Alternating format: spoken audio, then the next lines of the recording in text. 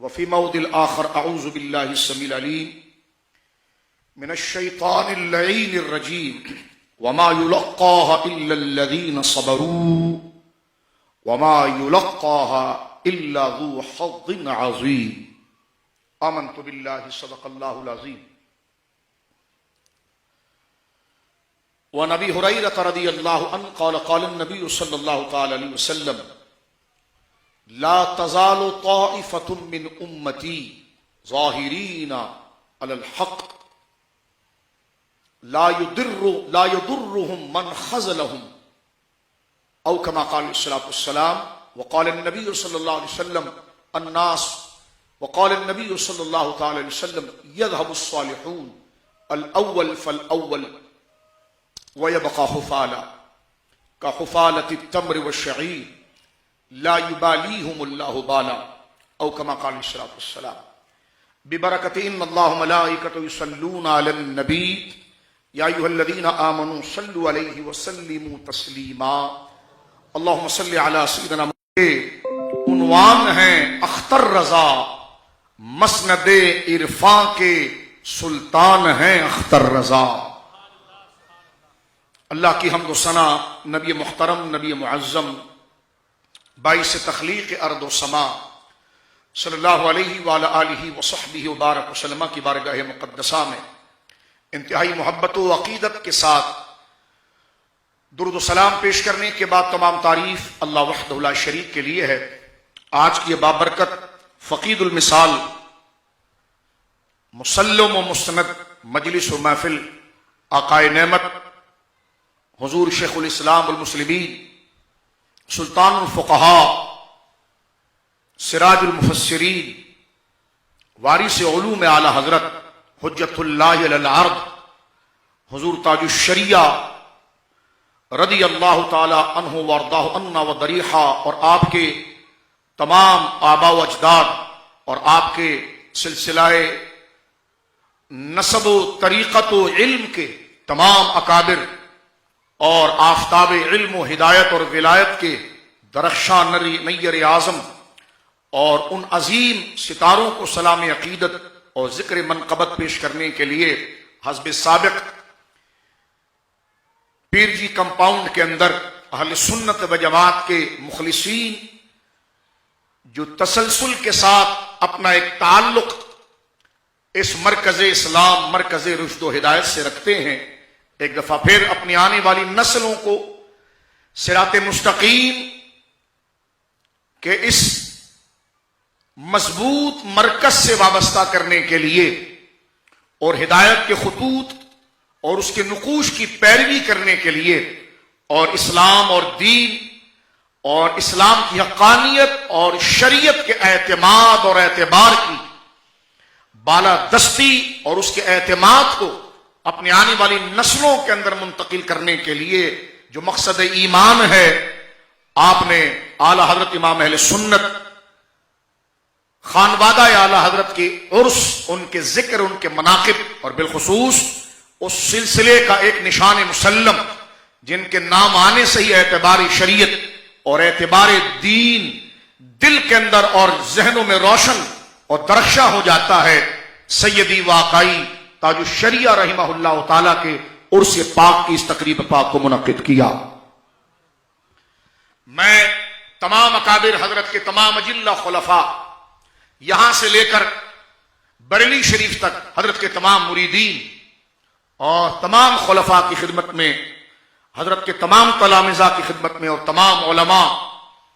اہل سنت کی خدمت میں مبارکباد کا تحفہ پیش کرتا ہوں اور دعا کرتا ہوں میں کہ زیب سجادہ بریلی شریف وارث علوم تاج الشریعہ حضرت سیدی و سندی سرکار اسجد میاں دامت برکاتہم العالیہ کو چرخ قادریت پر، رضویت پر اور اہل سنت پر تادیر صحت و سلامتی کے ساتھ ان کا سایہ سلامت رکھے اور ہمیں مرکز اہل سنت بریلی شریف کے ساتھ اپنی عقیدتیں اور اپنی نظریاتی وابستگی کو اپنے اسلاف کی طرح کہ جنہوں نے اس راستے کو پکڑ کر جنت بلند ہے، میری مراد حضرت قبلہ خلیفہ حضور تاج الشریعہ اعلی سرکار تاج الشریعہ کے معتمد حضرت حافظ اسلم صاحب قبلہ دامت برکاتہم العالیہ، اللہ رب العالمین حافظ صاحب کو صحت و سلامتی عطا فرمائے، اور اس حلقے کے اندر جتنے لوگ ہیں اللہ تمام کو سلامتی عطا فرمائے۔ اسٹیج پر تشریف فرما حضرت قبلہ فرحت حسن رضا صاحب قبلہ دامت برکاتہم العالیہ، آپ تشریف فرما ہے۔ میرے استاذ محترم حضرت علامہ قمر الدین صاحب سیالوی دامت برکاتہم العالیہ، آپ تشریف فرما ہے۔ ہمارے سینئر ساتھیوں میں سے اور حضرت کے معتمد اور جمعیت رضائے مصطفیٰ کے صدر استاذ الاساتذہ شیخ الحدیث و تفسیر حضرت علامہ مولانا یونس شاکر صاحب قبلہ دامت برکاتہم العالیہ، آپ تشریف فرما ہے۔ ہمارے بڑے بھائی محترم حضرت کے معتمد حضرت قبلہ زبیر مکی صاحب زیدہ شرفہ، اور جتنے حضرت کے خلفاء بزرگ موجود ہیں اور معتمد موجود ہیں، ان تمام بزرگوں کی خدمت میں یہ احکر سلام عقیدت پیش کرتا ہے اور دعا کرتا ہے کہ اس دجالیت کے دور میں اور اس ہوس اور انانیت کے دور میں ان ہستیوں کا وجود یقیناً ایک نعمت ہے۔ اللہ رب العالمین مرکز اہل سنت کے ان محافظین کو صحت و سلامتی کے ساتھ دراز عمر بالخیر عطا فرمائے۔ میرے دوستو بزرگوں، آج جس ہستی کے ذکر کے لیے ہم جمع ہوئے ہیں، یقین جانیے کوئی تعلی نہیں ہے، کوئی بناوٹ نہیں ہے، کوئی تصنع نہیں ہے۔ تقریر کرتے ہوئے ہماری زندگی گزر گئی ہے، لیکن تاج الشریعہ اور خاندان اعلی حضرت پر بولتے ہوئے یوں لگتا ہے جیسے ایک بہت بڑے روب کے پہاڑ کو ہمارے کندھوں پر رکھ دیا گیا ہے کہ کیا ہم بیٹھ کر ان کی دیانت، امانت، صداقت، اللہ رسول سے ان کی وفاداری کا کوئی حق ادا کر سکیں گے اور منقبت اس طرح پیش کر سکیں گے؟ میں تمام دوستوں سے کہوں گا یہ رسمی جلسہ نہیں ہے، بڑی توجہ کے ساتھ چند باتوں کو سنیے۔ گزشتہ سال بھی حافظ صاحب قبلہ نے مجھ فقیر کو طلب کیا تھا اور میں آپ کی دعوت اور آپ کے حکم پر حاضر ہوا تھا، اور مسلک اعلی حضرت کی حقانیت پر ہم نے کچھ بنیادی سبق یاد کیے تھے، اس لیے کہ بندے کو اگر آخرت یاد ہو اور وہ دنیا میں رہ کر طالب آخرت رہے تو وہ اللہ کی نعمتوں میں ان نعمتوں کو کبھی نہیں بھول سکتا۔ لیکن جو آخرت کو فراموش کر دے، جو سوال و جواب کو فراموش کر دے، جو دنیا کی عزت اور حیثیت ہی کو سب کچھ سمجھ لے،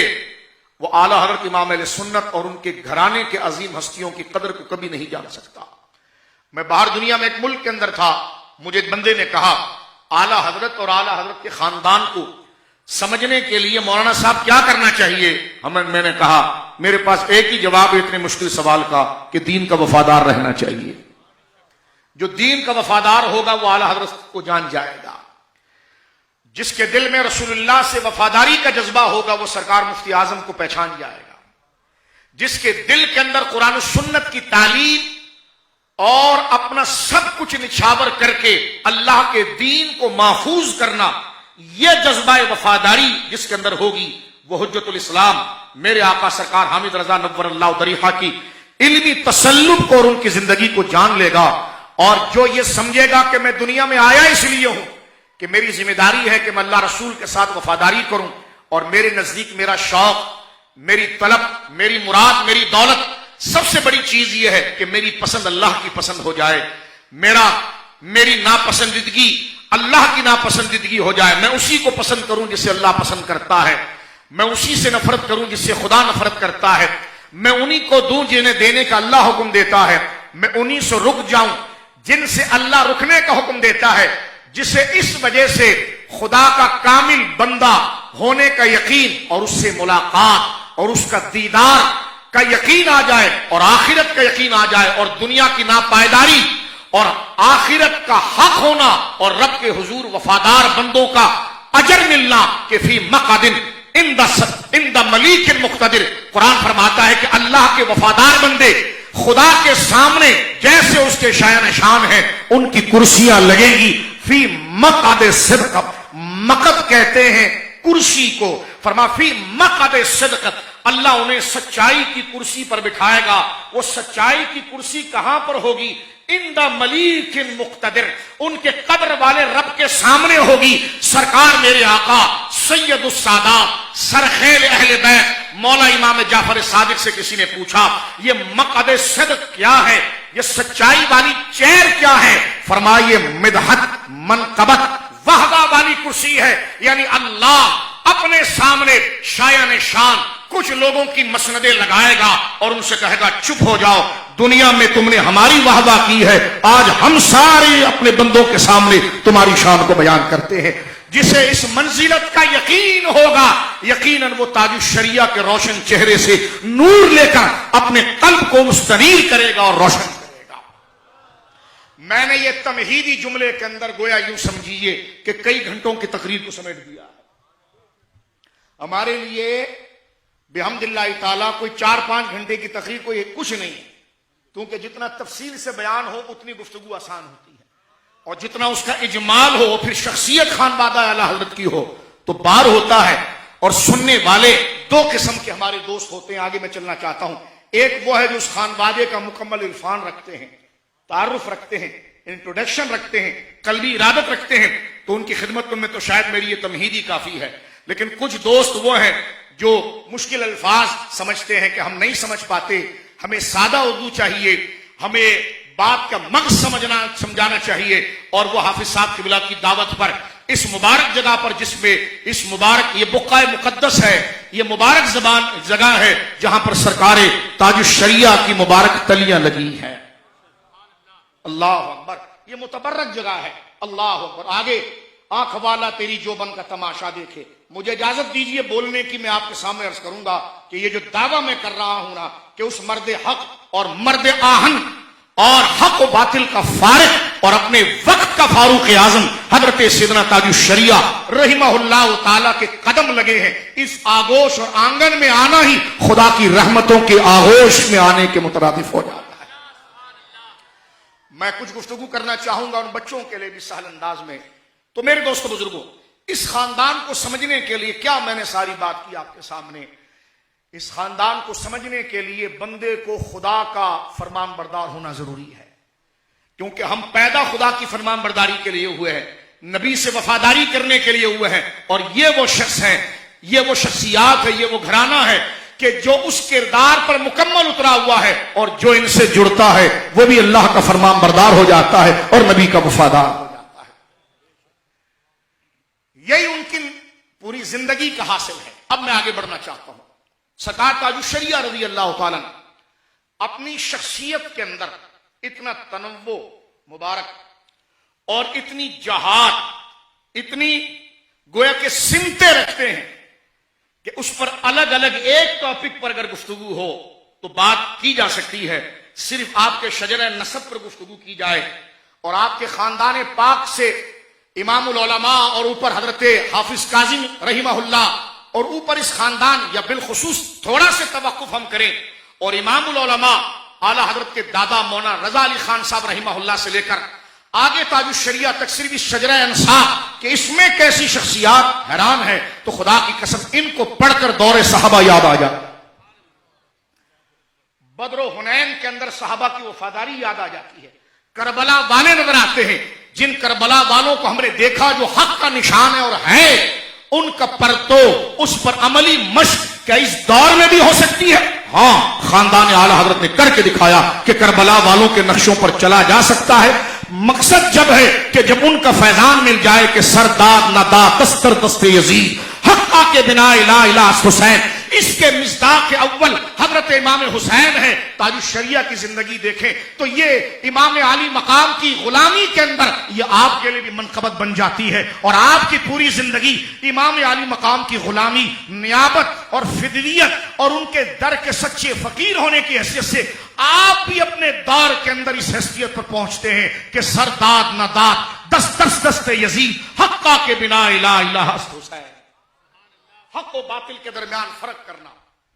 کیونکہ ظاہر سی بات ہے اصل تو وہ لوگ ہیں، ان کے ترجمان قیامت تک آئیں گے، ان کے پرتو قیامت تک آئیں گے۔ تو ایک تو وہ میں عرض کرنا چاہ رہا ہوں میرے دوستو بزرگوں، حضرت تاج الشریعہ کا خاندان ہے، علمی خاندان، جس کا نام آنا ہی ایک علم کی سند ہے۔ بولیے سبحان اللہ، علم کی سند ہے۔ پھر یہ نہیں ہوا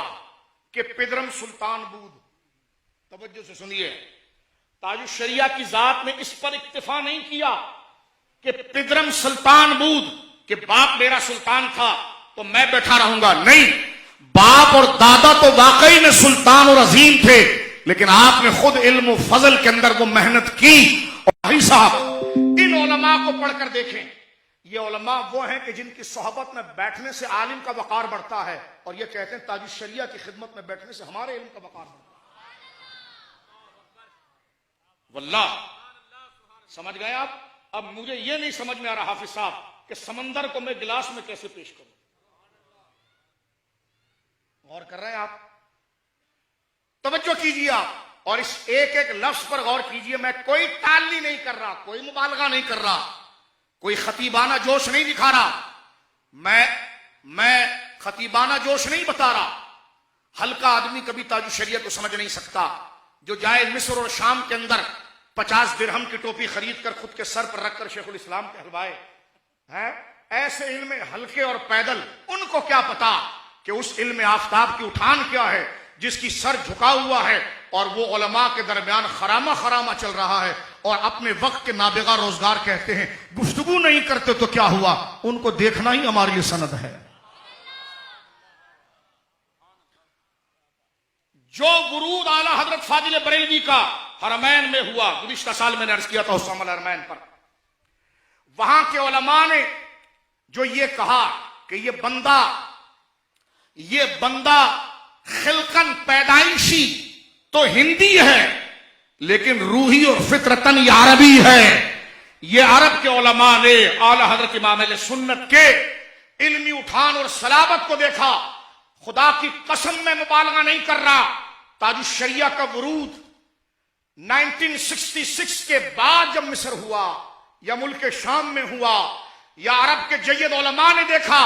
تو وہ تاریخ دہرائی گئی کہ یہ بندہ خلقن اور پیدائشی تو ہندی ہے، لیکن مزاج اور روح، لہجہ، طبیعت اور علم ہے کہ یہ عربی ہے۔ تحفے دے کر لوگوں کو راغب نہیں کیا، لوگ خود آتے تھے کہ بھائی جو لے جائے وہ تحفہ لے لے اور ہمیں ایک دفعہ دکھا دے۔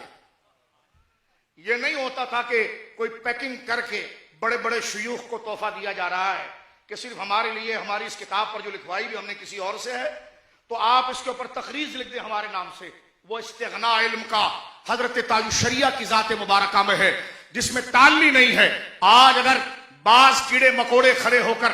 فتاوی تاج الشریعہ کے بارے میں یہ بات کہے کہ یہ اتنی چیزیں کہاں سے آ گئی، میں نے کہا تم نے اس دجال کی طرف گئے ہوں گے کہ جو دوسروں سے لکھواتا ہے۔ تاج الشریعہ کے ساتھ جڑے وہ لوگ جانتے ہیں، یہ 10 نہیں، ان کی خدمات پر ابھی مجلدات اور بھی آ رہی ہیں۔ ان کا سفر کھانے پینے میں نہیں گزرا تھا، ہم نے ان کے ساتھ اسفار کیا ہے۔ صبح شام شریعت کا تبلیغ اور اعتبار جو کہا وہ لکھ دیا گیا، مسائل تحقیق الحمدللہ اس کو ان عظیم ہستیوں نے جمع کیا جس میں مولانا شعیب رضا صاحب رحمہ اللہ جیسی ہستیاں ہیں۔ آج الحمدللہ فتاوی تاج الشریعہ جو گزشتہ سال تحقیق، تبییض، تنقیح کے بعد، عبارت اور اس کی پروف ریڈنگ کے بعد 4 جلدوں پر تھا، سرکار ازجد میاں دامت برکاتہم العالیہ کی انتھک محنت اور بریلی شریف کے جید علماء اور منجے ہوئے مفتیان کرام نے حضرت تاج الشریعہ کے ان تمام فتاووں کو جو آپ نے سرکار مفتی اعظم کی اجازت سے جب آپ بیٹھے ہیں فتویٰ دینے کے لیے، اس وقت سے اب تک جو اس کی فائلوں کا انبار تھا اس میں سے چند کو لے کر اس کو تحریری اس کو باقاعدہ منضبط کیا، اس کی تحقیق کی اور اس پر حواشی لگا کر جو ایک کتاب کو سنوارنے کا طریقہ ہوتا ہے اس کی کمپوزنگ کر کے جو نئے ایڈیشن میں آیا ہے وہ 10 جلدوں پر فتاوی تاج الشریعہ مارکیٹ کے اندر موجود ہے۔ اور ایک بات میں عرض کرنا چاہتا ہوں آگے بڑھتے ہوئے، کیونکہ یہ یاد آوری کا عرص ہے نا۔ دیکھو میں جو تقریر کر رہا ہوں نا، میں اگر کتاب لکھوں تو وہ کتاب میری ہے یا نہیں، یہ میری تقریر سے پتہ چل جائے گا، کیونکہ جو بول چال میں لہجہ رہتا ہے وہ تحریر کے اندر آتا ہے۔ اچھا، اب جو میں نے لکھا ہے وہ تعبیرات، اب تعبیرات میں کیسے سمجھاؤں آپ کو؟ مثلا یوں سمجھو، کسی چیز کو ایکسپلین کرنے کے لیے کوئی سینٹنس و جملہ لینا اور وہ اس زبان کے اندر اس کی وہی تعبیر بنتی ہو جو اس انداز کے اندر اردو عربی زبان کی رعایت کرتے ہوئے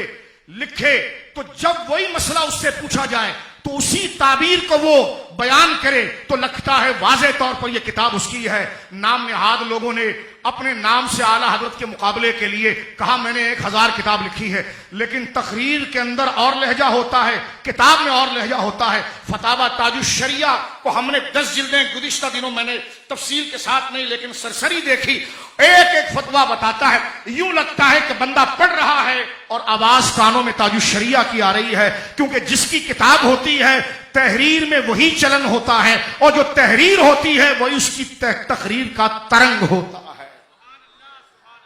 یہ تو ہم پیش کرتے، آئیے بات کیجیے ہم سے. یہ الحاقات نہیں ہے، توجہ ہے. اور تاج الشریعہ کے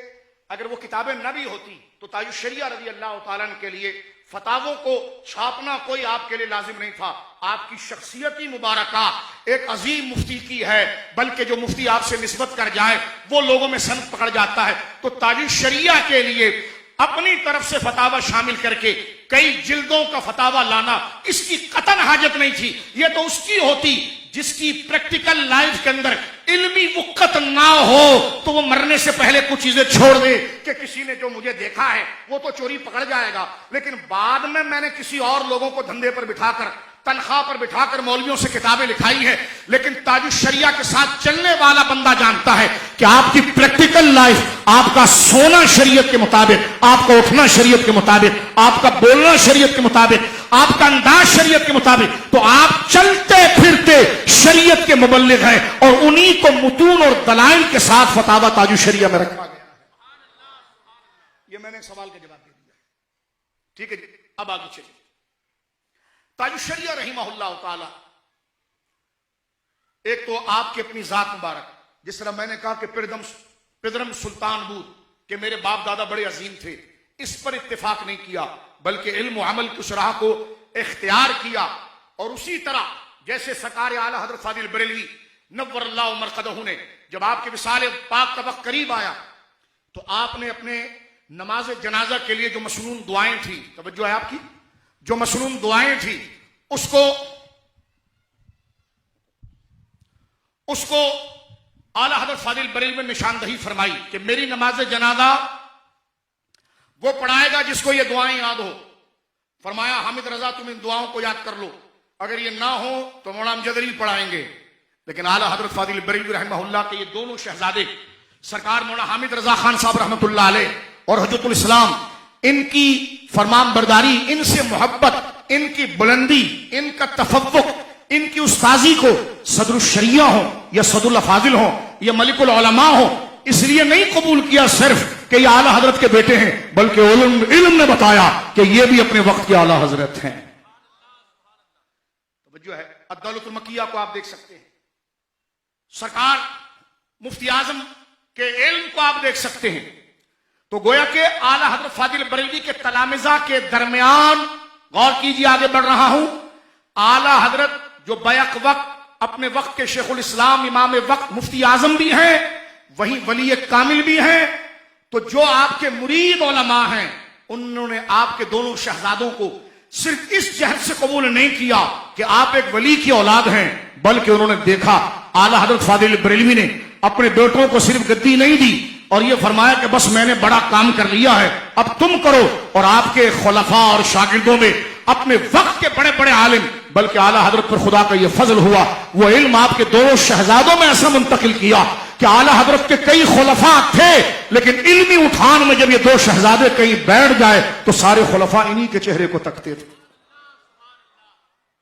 جو ہے آپ کی، جو میں آپ کو سمجھانا چاہتا ہوں، یہ تو پروموٹ کیا جاتا ہے، پیر اپنے بیٹے کو پروموٹ کرتا ہے. نیک لوگوں کی بات نہیں کر رہا، اچھے لوگوں کی بات نہیں کر رہا، وہ تو عقلی استثناء ہے، ان کی بات نہیں کر رہا. پھر یہ کہ جناب باپ ہے تو بیٹا ہی خلیفہ بنے گا، بنے، ہم نے کب منع کیا ہے؟ لیکن باپ کی وہ گدی دنیاوی تھی یا دینی تھی؟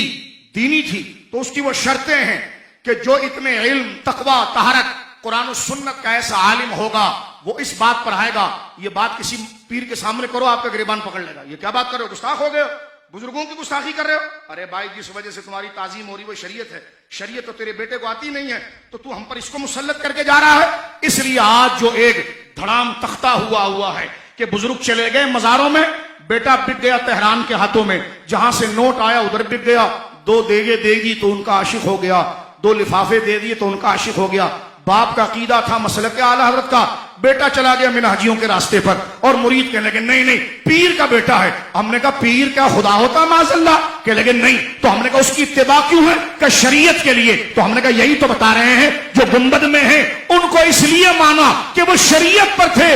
اس کو اس لیے نہیں مان رہے کہ یہ شریعت پر نہیں ہے، کیونکہ اسلام میں نسب بعد میں ہے، شریعت پہلے۔ یہ چکر معذرت کے ساتھ عرض کر رہا ہوں سادی اردو میں، معافی چاہتے ہیں، یہ چکر اعلیٰ حضرت کے خاندان میں نہیں ملے گا آپ کو۔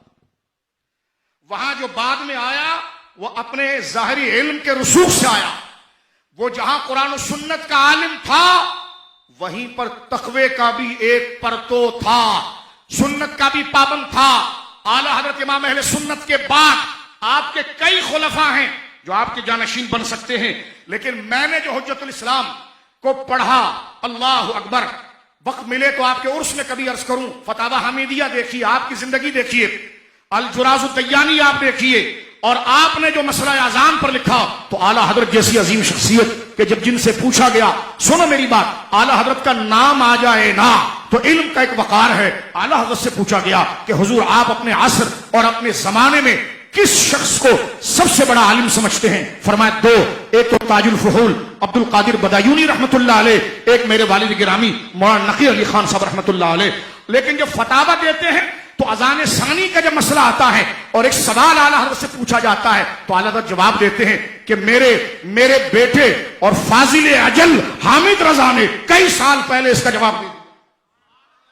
اعلیٰ حضرت بیٹے کا حوالہ دیتے ہیں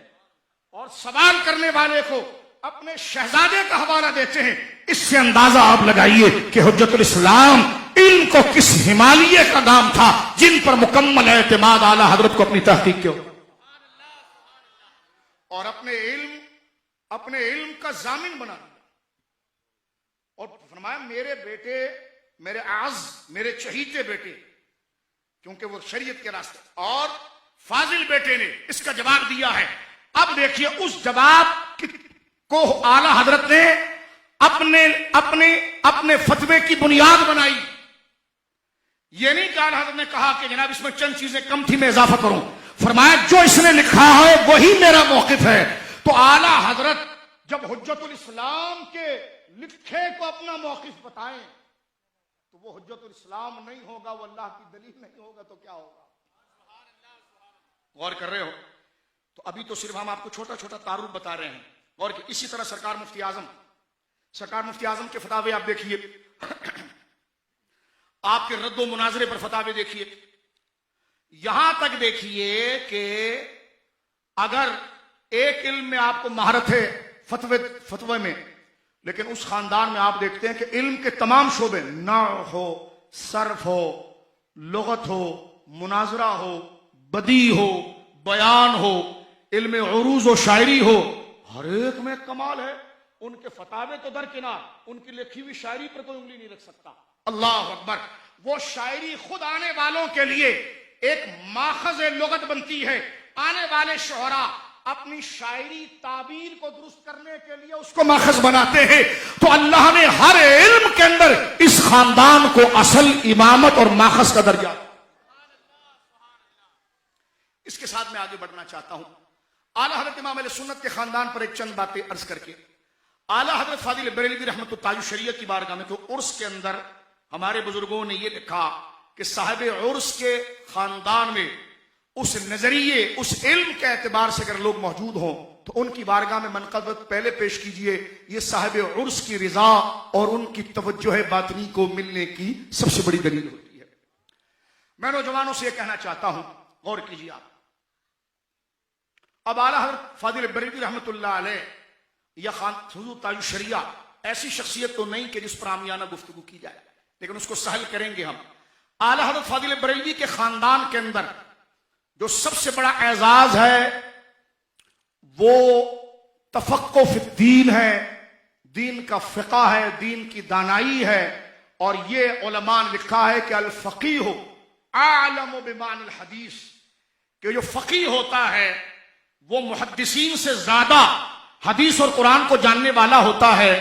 حضرت جناب معاویہ رضی اللہ تعالیٰ عنہ فرماتے ہیں میں نے حضور کو خطبہ دیتے ہوئے دیکھا اور سرکار خطبہ دیتے ہوئے ارشاد فرما رہے ہیں کہ من یرید اللہ بہ خیرا یفقہہ فی الدین، اللہ جس سے بھلائی کا ارادہ کرتا ہے اور جس سے اپنا محبوب بنانا چاہتا ہے اس کو دین کا فقیہ بنا دیتا ہے، دین کا فقیہ بنا دیتا ہے، دین کی سمجھ عطا فرماتا ہے۔ صرف سمجھ کتابوں کی نہیں، وہ اس کے عمل میں بھی آتی ہے۔ جو بولتا ہے اس پر عمل کرتا ہے، جو عمل کرتا ہے وہی بولتا ہے، جو فتویٰ دیتا ہے اس پر قائم رہتا ہے، جس پر قائم رہتا ہے وہی فتویٰ دیتا ہے۔ فرمایا اللہ جس سے بھلائی کا ارادہ کرتا ہے، میں قرآن سنت آپ کے سامنے پڑھ رہا ہوں، اللہ جس سے بھلائی کا ارادہ کرتا ہے، جسے بخشنا چاہتا ہے، جسے اپنا محبوب بنانا چاہتا ہے، اللہ رب العالمین اسے دین کی دانائی سمجھ عطا فرماتا ہے۔ تو اعلیٰ حضرت امام اہل سنت کا خاندان اس نعمت سے سرشار تھا۔ اعلیٰ حضرت سے لے کر تاج الشریعہ تک اس خاندان کو اگر ایک لفظ میں بیان کیا جائے تو یہ تفقہ فی الدین کے ترجمان ہیں۔ اللہ نے ان کو فقہ اور دین کی دانائی سمجھداری کا وہ ملکہ عطا فرمایا ہے کہ ان کی لکھی ہوئی تحریر دین کی تعبیر کے اندر مستند قرار پاتی ہے۔ اور یہ شرف میرے بزرگوں دوستوں ذرا توجہ کیجئے گا، اعلیٰ حضرت کے خاندان میں سب سے پہلے مفتی آپ کے دادا حضرت امام العلماء مولانا رضا علی خان صاحب رحمۃ اللہ علیہ بنے۔ تاج الشریعہ اور اب تک تقریباً 200 سال کا عرصہ ہوا۔ کتنے جی؟ اب میری یہ بات سن لیجیے آپ، کیونکہ میں گفتگو کر رہا ہوں اور جو دین کا چاہنے والا ہو، کیونکہ نازک ذہن کے لوگ ہوتے ہیں، دین کا چاہنے والا ہو وہ اس سے کوئی دوسرا معنی نہیں لے گا۔ اس دور میں علماء موجود ہیں، ہماری باتوں کا یہ مطلب نہیں ہے کہ ہم کسی خانقاہ کا انکار کر رہے ہیں، یہ بھی سمجھ لیجیے آپ۔ ہماری باتوں کا یہ مطلب نہیں ہے کہ اس زمانے میں ہندوستان میں جتنے علم کے مراکز تھے اہل سنت کے، معاذ اللہ العیاذ باللہ ان سے ہمارا دل تنگ ہو رہا ہے، یہ جو سمجھے گا وہ حاسد خبتی ہوگا۔ ہمارا یہ تعلق نہیں ہے، ہمارا یہ مطلب نہیں ہے۔ ہمارا امام تو کہتا ہے جو صحیح العقیدہ بزرگ ہیں ان کے لیے کہو کہ کیسے آقاؤں کا بندہ ہوں رضا، کیسے آقاؤں کا بندہ ہوں رضا، بول بالے میری سرکاروں کے۔ توجہ کیجئے، رامپور شریف ہو، بدایوں شریف ہو، مراد آباد شریف ہو، گرد و نواح کے اندر علم کے مراکز ہو، جو اہل سنت کے مراکز اکابر ہیں، ہم سب کا ادب کرتے ہیں، کیونکہ ہم تاج الشریعہ کا تعارف بحیثیت محض پیر کے نہیں کر رہے ہیں، بحیثیت اہل سنت کے ترجمان کے کر رہے ہیں۔ تو اس ترجمان کے جہاں نشان ملیں گے ان تمام کا ادب بھی ہم پر فرض ہوگا، اس لیے کہ تاج الشریعہ کے ادب کی وجہ شریعت اور اہل سنت ہے۔ تو جہاں شریعت اور اہل سنت کے ترجمان ہوں گے وہ ہمارے امام ہوں گے، وہ ہمارے مقتدا۔ توجہ ہے آپ کی؟ لیکن جہاں پر شریعت کا معیار نہیں رہے گا، ان میں اگر اللہ کی توحید، نبی کریم کی رسالت، صحابہ کرام کی عدالت، اہل بیت کی محبت، حنفیت، فقہ حنفی کے اندر، مسائل ظنیہ فروعیہ کے اندر فقہ حنفی سے بغض، اگر یہ چیزیں وہاں پر ہوگی، خلاف اہل سنت ہوگی، تو اس میں مراکز میں بیٹھا ہوا کوئی بھی شخص ہوگا اس سے اخلاقی طور پر بغاوت کرنا یہ دین کا تقاضا ہوگا، لیکن پچھلے لوگ جو حق پر قائم ہیں ان کی اطاعت کرنا یہ شریعت کا تقاضا ہوگا۔ تو مسلک اعلیٰ حضرت کا نام کسی فرد واحد احمد رضا کا نام نہیں ہے، بلکہ مسلک اعلیٰ حضرت کا نام شریعت کے اعتبار کا نام۔ میں پھر عرض کرنا چاہ رہا ہوں یہاں پر، کیونکہ ہم عرس سرکار تاج الشریعہ کا کر رہے ہیں، اس لیے آپ کے خاندان کو ہم نے اپنا موضوع بنایا ہے۔ میں بار بار آپ سے عرض کر رہا ہوں، کیونکہ اگلوں کو جواب نہیں بنتا ہے تو جھوٹی تہمتیں حافظ صاحب لگاتے ہیں کہ لو آپ نے ان کو کہا دوسروں نے کام نہیں کیا، تیسروں نے کام نہیں کیا۔ میں نے کہا انہوں نے کام نہیں کیا، میں نے کہا یہ کام ایک ہی کرتے ہیں اور نظریہ ایک ہی رکھتے ہیں، آتے مختلف جگہوں پر ہے۔ تو جو بندر بانٹ کر رہا ہے اس سے تجھے کچھ بھی نہیں ملے گا، یہ چاہے گولڑا میں آئے، بریلی میں آئے، بدایوں میں آئے، نظریہ ان کا ہوتا ہے، مناجی تیرے لیے کچھ بھی نہیں ہے۔ یہ لڑائی لگا کر تم اہل سنت کے مسلک کے اعلیٰ حضرت کو خراب نہیں کر سکتے۔ ہمارا یہ عقیدہ ہے کہ یہ اہل سنت کے علماء جو رسول اللہ کے وفادار ہیں، یہ آتے مختلف جگہوں پر ہے، کام ایک ہی فکر کا کرتے ہیں، کسی ایک کی تعریف کرو سب کی تعریف ہو جائے۔ بات سمجھ میں آئی تو سبحان اللہ۔ یہ میں کیا کہہ رہا ہوں، جو اس فیلڈ میں زخم کھاتے وہ سمجھ رہے ہوں گے کہ میں کہاں پر کھڑا ہوں اس وقت۔ توجہ کریں اس بات. لہذا یہ بزرگ جو ہیں، ہم جو تعارف کر رہے ہیں یہ کسی ذات کا نہیں کر رہے ہیں.